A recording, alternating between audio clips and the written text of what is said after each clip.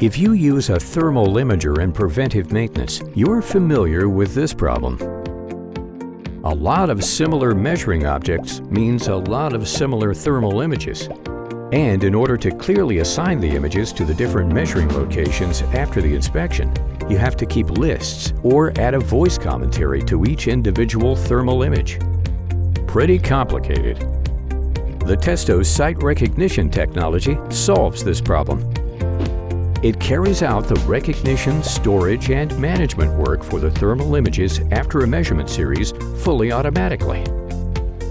This allows you to work through periodic inspection tours with thermal imagers Testo 885 and Testo 890 efficiently, and to finish by analyzing all thermal images precisely on a PC. The process is simple. Create markers for your measurement objects using the software IRsoft included in delivery. Print them on the supplied labels and attach them to the measuring locations. Done. The imager does the rest automatically.